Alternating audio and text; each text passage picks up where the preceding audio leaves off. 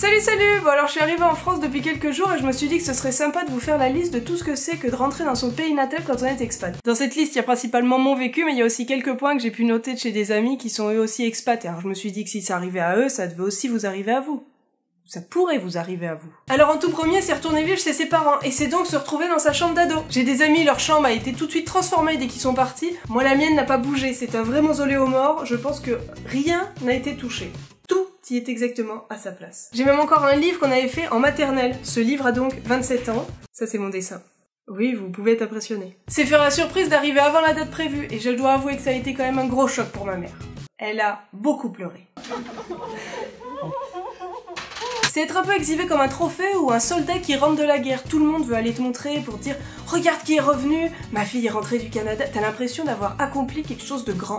Bah non, t'es juste venu passer des vacances dans ta famille. C'est se faire prendre à peu près 500 fois en photo. Tout le monde va vouloir en faire une pour l'envoyer aux gens pour prévenir que t'es rentré. Moi j'ai eu droit à une photo à peine levée, et puis c'était vraiment pas à mon avantage. C'est essayer de se réadapter au fait de vivre en famille. J'ai beau avoir 30 ans, je me sens un peu encore obligée de demander l'autorisation pour sortir le soir. Si je rentre en retard, je vous préviens, je me fais engueuler. Oui. C'est avoir un emploi du temps minuté. C'est faire un gros repas de famille histoire de gagner du temps et voir tout le monde d'un coup. C'est beaucoup de rire, c'est aussi quelques larmes. C'est perturbant pour ses parents parce que oui, eux aussi doivent se réadapter à vivre avec nous. Ils savent pas trop où se placer les pauvres. C'est avoir droit à tous les petits plats qui t'ont manqué. Par exemple, ce soir je fais une soirée avec des amis, ça va être gratin dauphinois avec un bon vieux rôti. Ça me donne faim. On se demande peut-être de loin ce que c'est, je trouve qu'on dirait une pieuvre, mais en fait c'est Harry Potter. Je suis une grosse fan d'Harry Potter. C'est un mélange de plein d'émotions différentes, parce que t'es heureux d'être entré, mais en même temps tu sens que c'est plus vraiment ta ville, c'est plus vraiment ta vie non plus. C'est vraiment très bizarre, c'est de la joie, slash tristesse, slash perplexité. C'est vraiment pas commun, et puis c'est vraiment dur à expliquer. Voilà. C'est tout, je passe au suivant. C'est faire la tournée de tous les gens qu'on n'a pas vus depuis longtemps. C'est t'extasier quand tu vas aller dans des supermarchés. C'est voir que rien n'a changé avec tes vrais amis et que c'est comme si t'étais parti la veille. Et ça, moi, ça me fait tellement du bien. C'est être triste de pas avoir vu certaines personnes. On aimerait voir tout le monde, mais on ne peut pas. C'est vraiment... On aimerait pouvoir aller partout, mais c'est impossible. On va forcément le regretter. Et on est désolé.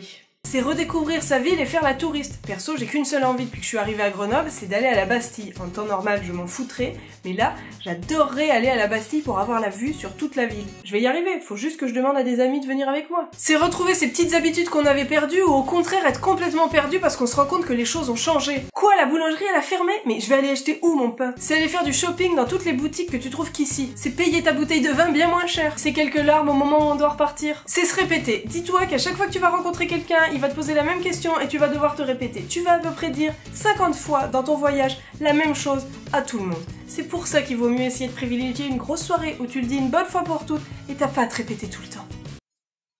C'est avoir parfois l'impression d'étouffer, parce que certaines personnes vont vouloir passer le maximum de temps avec toi, t'as pas de temps pour respirer, t'aimerais faire plaisir à tout le monde en voyant tout le monde, mais des fois on te reproche de pas passer assez de temps avec les gens.